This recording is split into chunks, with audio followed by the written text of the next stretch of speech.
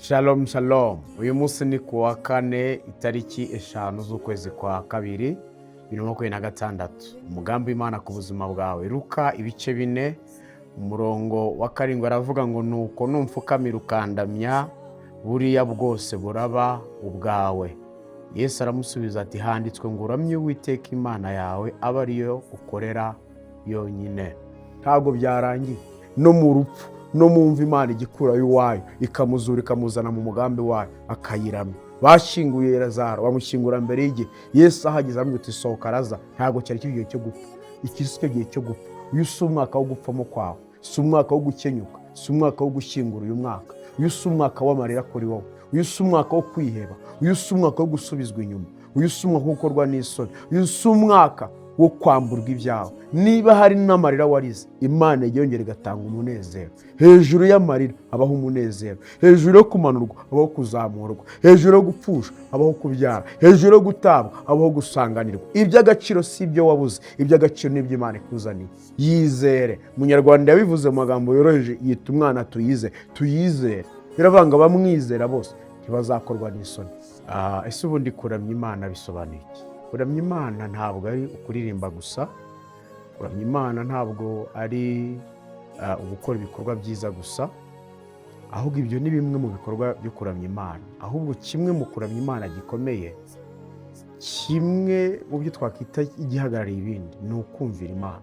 Igihe cyose umuntu yumviye Imana agakora ikintu cyiza kandi atari uko ikibi kidahari, burya aba aramije Imana. Satani azi gutegura. Kimwe mu bintu Satani ashoboye cyane, azi gutegura.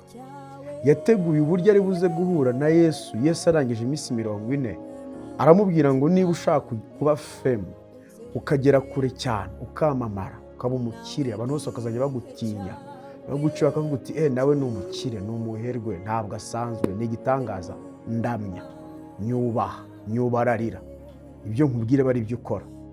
Kandi icyo kintu ukizanye mu isi y'uyu munsi wa none, abantu benshi babahe mpemuke ndamuke. Nta muntu wibaza ngo ariko ko ndi gukora ibi bintu ejo inyungu yabyo ni iyi. Wowe icyo Uwiteka Imana kwibutsa uyu munsi, wongera uburyo bwawe bwo kuramya Imana. Uko byagenda kose uzabona ingororano nziza zivuye ku Mana. Tube kure y'ibintu byose byatuma bisa naho twemereye Satani. Yaramubwiye ngo nyemerere undamye, nyemerere umfukamire, nyemerere unyumvire. Nunyumvira ndaguha umugisha, ndakugira ukomeye. Ako ntago byamukomezaga. Ariko Satani ibyo atanga bisa n'umugisha ntibiramba, bigira igihe bigasenyuka. Bimeze nk'aho ndi wavuze ngo ikinyoma gitega sanseri lift, ngo ariko ukuri ko kurimo gufunga amarase kuko kuzamuka n'amayesikariye. Ariko kurashyika. Burya hari ibintu Satani ashaka ko yarihutishije mu buzima bwawe bikamukundira bijyanye n'igihe agufatiyemo n'ahaciye, ariko ntibizarama. Icyo Imana yavuze ko uzaba cyo ntabwo uzabura kuba cyo. Aho Imana yavuze ko uzagera ntabwo uzabura kuhagera.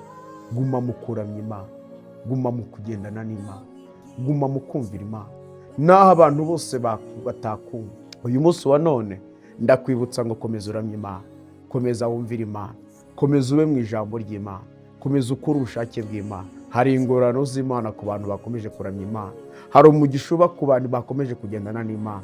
Hari amahirwe aba ku bantu batindanye n'Imana.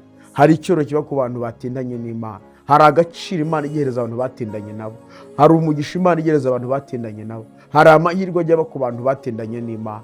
Ushobora gutinda babona nta kiri kuba, ariko mu mwuka Imana ibiri kugutegurira ibyiza kurushaho, ibiri kukugirira neza, ibiri kugutegura guhabwa umugisha ukomeye. Imana niyo kwizerwa.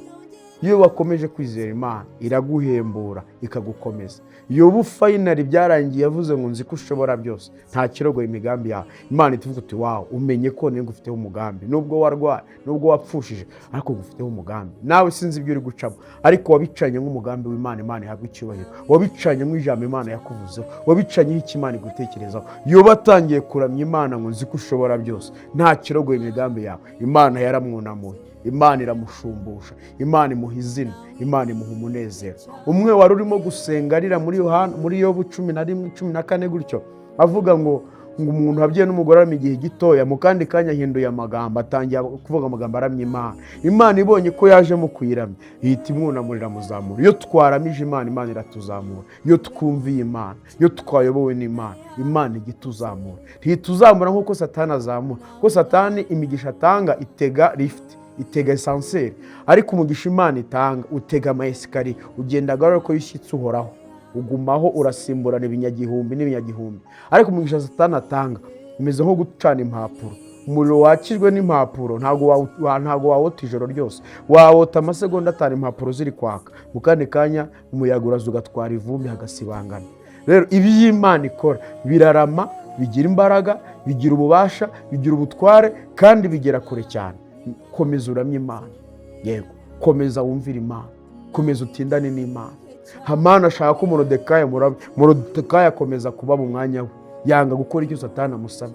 Saduraka, Meshaki na Abedenego, umwami aravuga uti nimureke Imana yanyu, nimuyihakane ndabakiza. Baravuga uti hoya, turakomeza turamye Imana, turapfa tukiri no kuramya Imana. Komeza uramye Imana yewe, komeza uramye Imana. Hari ingorane z'abantu bakomeje kuramya Imana. Komeza wumvira Imana. Hari ingorane zizanwa n'abantu bagumanye n'Imana, hari umugisha uzanwa n'abantu bagumanye n'Imana. Ibyo byose uri kubona ni ibikangisho. Komeza wizere Imana. Mana nziza, Mana ikomeye, ndagushimira kuri ukwizerwa mu byo tunyuramo byose. Ibyo dutekerezaho, ibyo tugambiraho ni byiza. Uduhe imbaraga zo kukuramya, kukubahisha, kugendana nawe no gukora ubushake bwawe. Mu izina ry'Umwami Yesu Kristo, amen.